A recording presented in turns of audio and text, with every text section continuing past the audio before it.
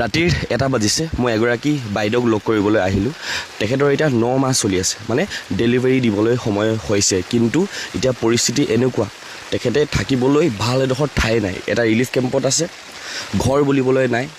ভাল বিছনাখন নাই শুবলৈ ভাল খাদ্য নাই খাবলৈ পৰিস্থিতি যথেষ্ট বেয়া নিজৰ ঘৰখনত থাকো বুলি ক'লে ঘৰখন উটি খতম হৈ গ'ল এটা ৰিলিফ কেম্পত এতিয়া থাকিবলগীয়া হৈছে ইমাৰ্জেঞ্চি হয় না হাতত পইচা আছে না কিবা এটা পটককে কৰো বুলি ক'লে তেখেতে কৰিব পাৰিব ৰাতি শুবলৈ শান্তি এই হিলটোত শুবই নোৱাৰো এতিয়া দুদিনৰ পৰা তো ভালকে শুইছো প্ৰথম দিনতে আমি শুবই পৰা না বহি গোটেই ৰাতি বহিয়ে থাকিলোঁ হিলটো এনেকৈ আছে এতিয়া মিলাই আমি হেৰি পাৰি শুই আছোঁ শুবই পৰা নাই নিজৰ ঘৰটোৰ এই যিটো অৱস্থা ৰাতিপুৱা শুই উঠি ঘৰটোত গৈ চালে মানে কান্দিবলৈ মন যায় কি যে ভগৱান দিনটো দেখালে মাৰি পেলাই দিলে